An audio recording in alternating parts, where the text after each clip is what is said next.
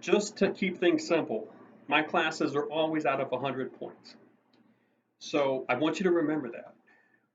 It's about earning those points and getting it close to 100 or at 100. And it's not about percentage.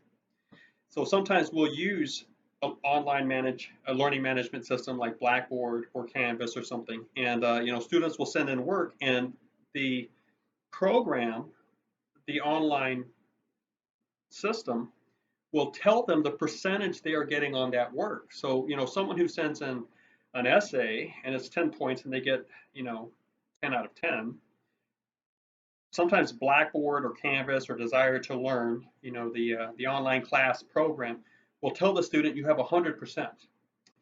And that's true. The student has earned 100% on that assignment, 10 points out of 10. So I think the default setting for a lot of this is to give a progress report in terms of percentage. So if you submit 5 assignments and you miss only 1 point out of those 5, maybe they're worth 30, right? You got at that point you're sitting at 29 points out of 30. You've got a 97% or something like that. I mean, that looks great, right? But remember, that's only 29 points out of 30. The class goes all the way to the end of the semester and it's out of 100 points. So I have had more than one student decide to just stop submitting things because they looked at their percentage, the progress percentage, and they thought it was like the cumulative final deal. And they were sitting at 95% because they had submitted, I don't know, 20 points and they earned 19 out of 20. But then they just stopped working and they sat there on that 95%. And then when I failed them or whatever, I would get an email saying, "What happened? I thought I had a 95%." And I would say, "Well, how many points did you actually earn out of 100?" They would go back and they would say, "I guess 19 out of 100." I'm like, "That's no 95%." You know what I'm saying? So just you gotta pay attention to that. It's always out of 100 points, and just keep track of what you're earning, okay? And I'll have chances for you to get bonus points. And for me, if you're reading the right sort of material and you're thinking and you're trying to write, that's where growth happens. And that happens when you do it over and over and over and over again.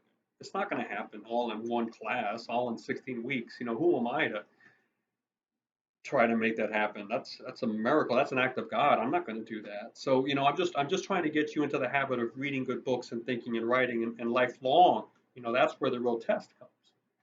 So, if you just really demonstrate an interest in literacy and fluency and the learning curve, in other words, you're always trying to engage yourself with material that's going to present itself as a learning curve for you so you can learn.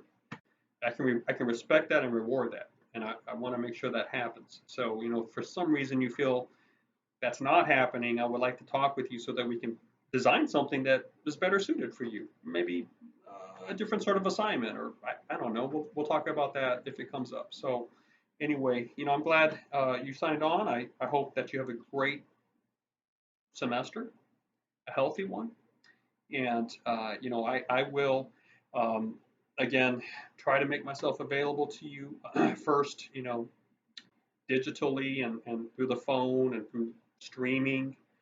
But if this is truly you signed up and it was a land class, then I also have an obligation to meet you at land, in the classroom or whatever, um, if you want to set up an appointment for that. So, you know, um, very many times for a class that's registered as a land class, I make sure that everything is is online for that class, and then I show up and say, "Here I am. It's scheduled, 8 to 9 or whatever.